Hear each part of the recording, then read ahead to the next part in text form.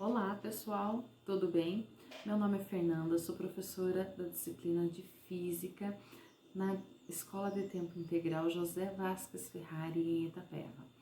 Nós estamos aqui para dar início às nossas videoaulas na disciplina de Física para a primeira série do ensino médio. Inicialmente, nós vamos entender qual é a grande utilidade da disciplina de Física no currículo. A física, ela serve para a gente estudar os fenômenos naturais, ou seja, aqueles que estão ligados à natureza, e com isso nós buscamos melhorar a vida do homem prático através do uso e do melhoramento da tecnologia. A física, ela tem se mostrado cada vez mais importante nos últimos anos. Ela é muito extensa, divide-se hoje entre a física clássica e a física moderna. A física clássica estuda, é um repertório dos estudos realizados até o meados do século XX, é chamada física macroscópica, porque trata dos fenômenos de grande escala, né, de grande porte. E a física moderna, ela trata sobre as partículas, sobre a parte microscópica da matéria, né? Então, vários estudos estão relacionados com a parte microscópica, com aquilo que nós não conseguimos ver a olho nu, mas que ainda assim continua acontecendo e que tem uma grande influência nos fenômenos naturais. Bem, a física, ela divide-se em 6 campos. É a mecânica, a termologia, a ótica, ondulatória, que também pode ser chamada de acústica, eletricidade e física moderna. Em alguns livros ou materiais, nós encontraremos também o item eletromagnetismo. O eletromagnetismo, ele pode estar dentro do conteúdo de eletricidade, já que muitos conceitos básicos de eletromagnetismo a gente verifica para explicar os fenômenos da eletricidade. Inicialmente, nós trataremos do tema mecânica. A mecânica, ela divide-se em 2 outros campos, que seria a cinemática e a dinâmica. Cinemática é a ciência que estuda as variáveis do movimento.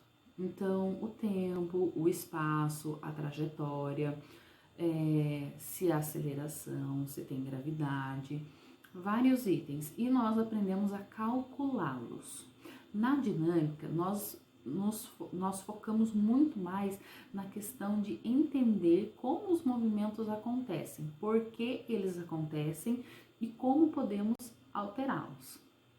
Então, inicialmente trataremos do conteúdo cinemática dentro da mecânica.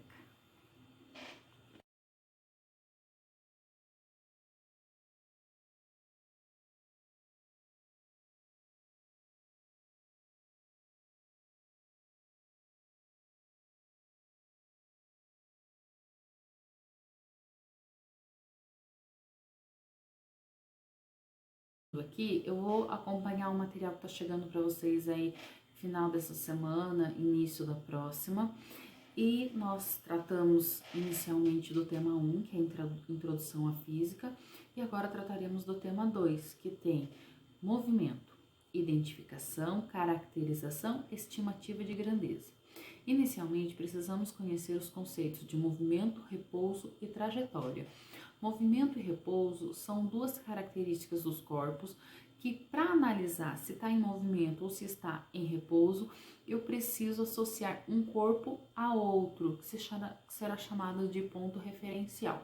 Então, por exemplo, eu vou associar eu e mais algum outro corpo, o meu colega e mais algum outro corpo, a mesa e algum outro corpo, a árvore e algum outro corpo, tá? E aí, analisando entre esses 2 corpos, eu vou verificar se a distância entre eles está aumentando, diminuindo ou permanecendo constante, ou seja, sem variação. Se o espaço entre eu e um outro corpo variar, ou seja, aumentar ou diminuir, eu digo que esse corpo está em movimento em relação ao outro.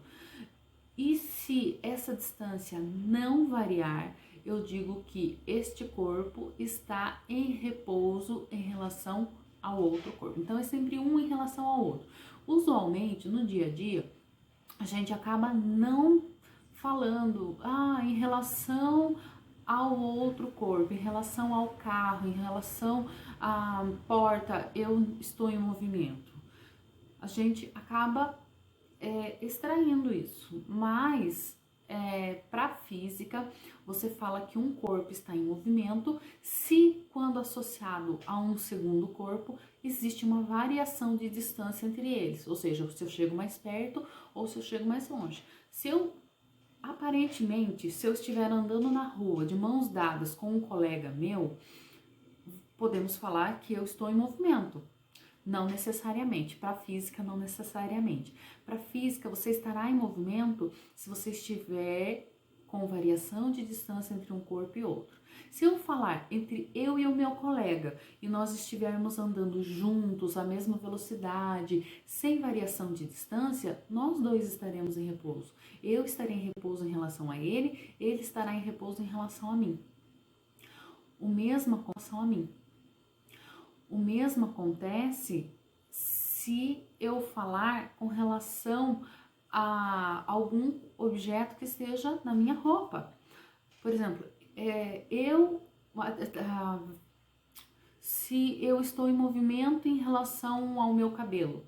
Se o meu cabelo não está saindo da minha cabeça, não está tendo o ponto onde estou analisando, ele não está variando a distância entre o meu corpo, ele continuará em repouso, tá?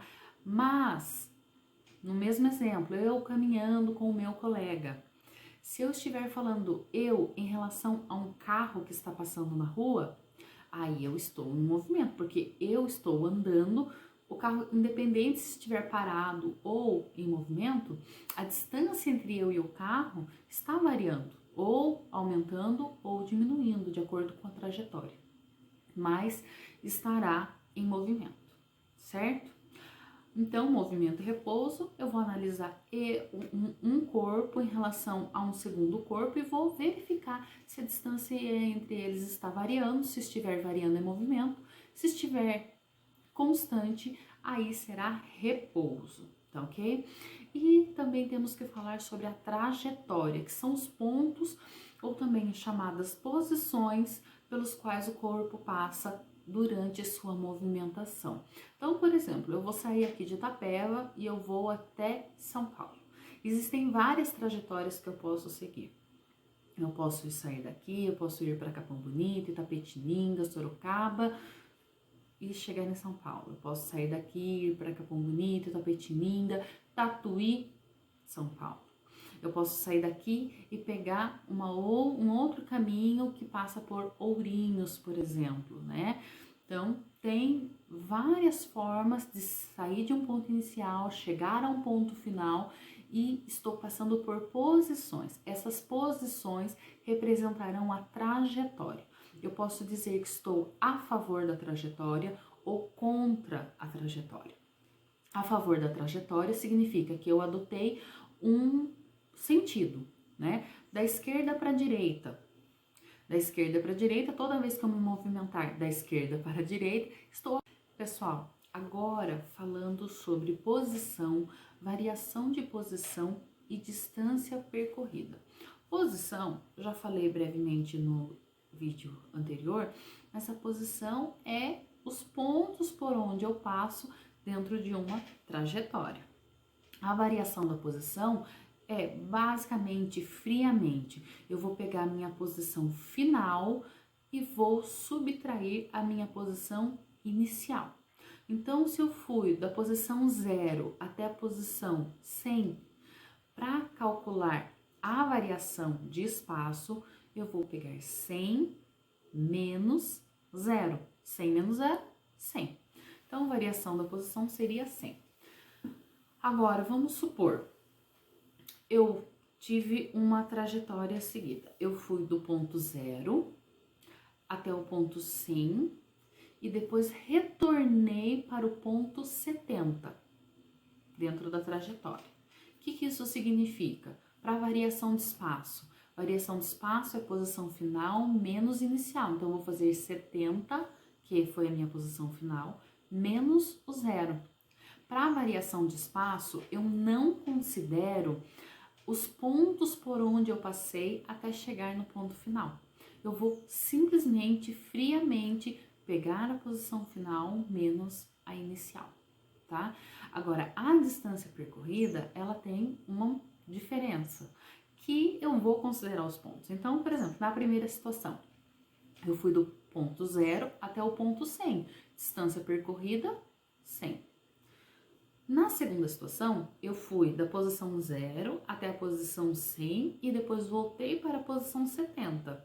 Então, eu fui de 0 a 100, e depois eu percorri mais de 100 até 70, ou seja, eu voltei 30 quilômetros, se fosse a unidade, né?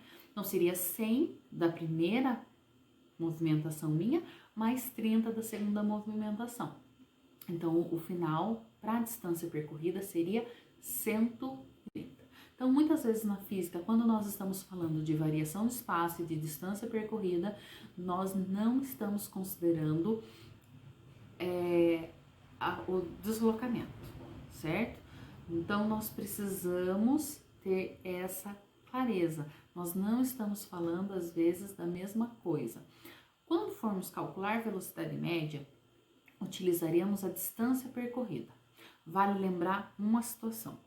Para variação de espaço, nós podemos ter valores positivos e valores negativos.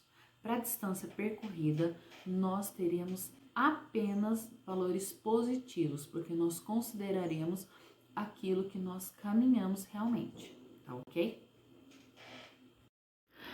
Bem, pessoal, vamos falar um pouquinho sobre variação da posição ou deslocamento escalar, representado pelas letras delta S. O que seria esse delta? Delta é uma letra grega que representa variação. E S vem de space, que significa espaço em inglês. Então, delta S. E a fórmula será dada por delta S, ou seja, variação da posição, variação de espaço, deslocamento escalar, será igual a posição final menos posição inicial.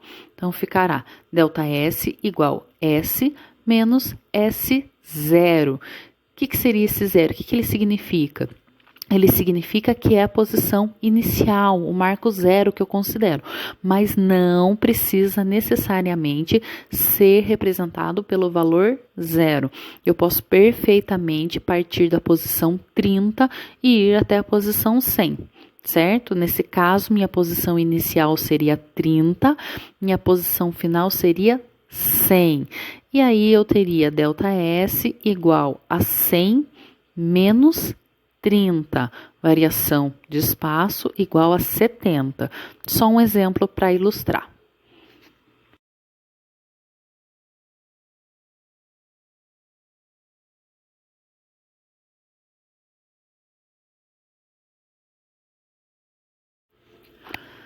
Variação de tempo, ΔT, é a diferença entre o tempo que o corpo ocupa duas posições. Então, delta novamente aparecendo, representando variação, e o T representando tempo. Teremos ΔT igual a tempo final menos tempo inicial. Novamente, tempo inicial representado pela letra T0, onde o zero está significando o momento inicial, o horário inicial, e não que será representado pelo zero. Analisando esta figura, nós temos como tempo 1, 13 horas, o tempo 2, 15 horas, tempo 3, às 18 e tempo 4, às 21 horas. Se nós formos calcular a variação de tempo entre esses instantes, nós poderemos fazer sempre o tempo posterior menos o tempo anterior. Tudo vai depender de em quais momentos eu quero analisar. Então, se eu quiser analisar entre o momento 1 e o momento 2, eu farei ΔT será igual a tempo 2 menos tempo 1. Tempo 2 vale 15, o tempo 1 vale 13. Então, eu farei 15 menos 13. A variação de tempo entre o tempo 1 e o tempo 2 será de 2 horas. Se eu quiser analisar entre o tempo 2 e o tempo 3, tempo 2 vale 15, tempo 3 vale 18. Então, eu faria que variação de tempo é igual a tempo 3, 18, menos 15, que representa o tempo 2. Então, ficaria variação de tempo é igual a 3 horas. Se eu quisesse analisar entre o tempo 3 e o tempo 4, eu faria ΔT igual a 21 menos 18, ou seja, variação de tempo igual a 3 horas. E se eu quisesse fazer uma análise entre o tempo 1 e o tempo 4, eu faria 21 menos 13, variação de tempo seria igual a 8 horas. Tá ok, pessoal? Existem várias formas de se analisar, tudo vai do contexto de leitura, do exercício ou da situação que vocês estão vivenciando.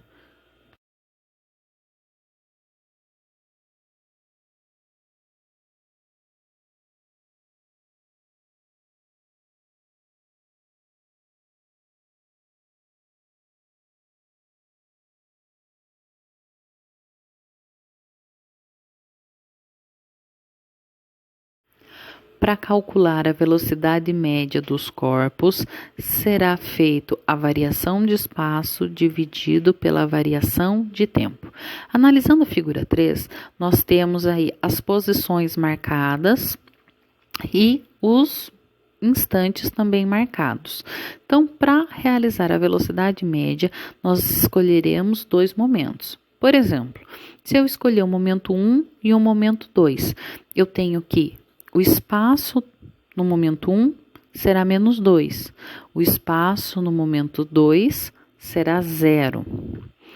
Então, fazendo a variação de espaços, ficaria 0 menos da fórmula, menos 2, que é o valor que representa a posição 1. Menos com menos dá mais, então ficaria 0 mais 2. Para calcular a variação de tempo, eu faria o tempo final menos o tempo inicial, ou seja, 15 menos 13 igual a 2. Então, no final, para calcular a velocidade média, eu faria 2 dividido por 2, que é igual a 1 km por hora. Quilômetro porque o meu espaço está em quilômetro, hora porque o meu tempo está em hora. E assim por diante.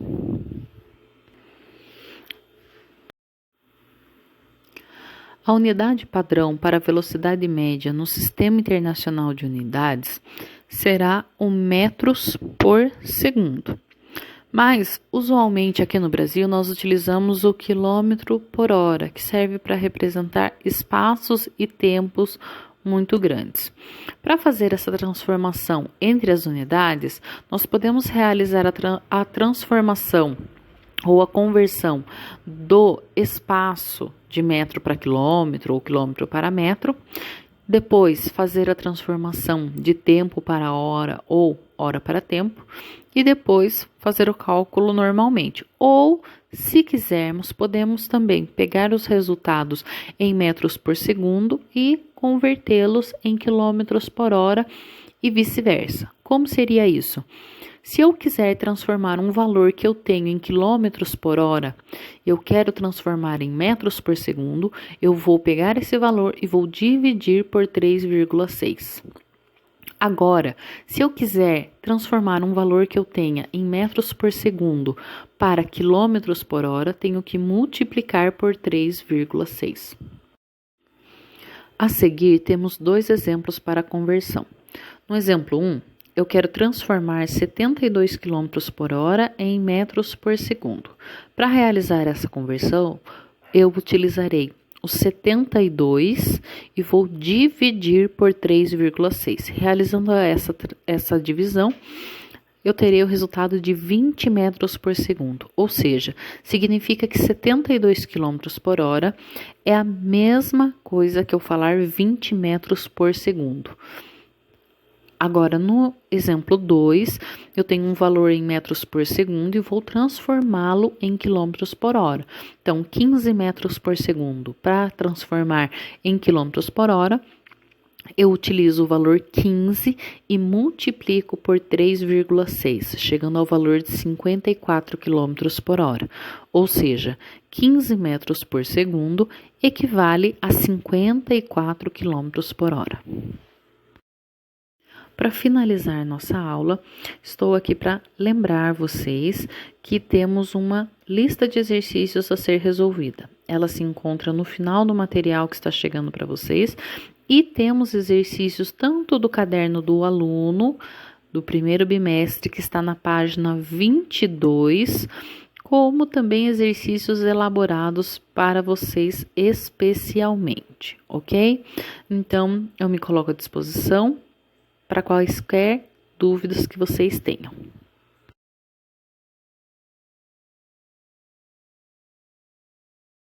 Bem, pessoal, assim nós chegamos ao final da nossa primeira aula de física. Eu espero que vocês tenham gostado.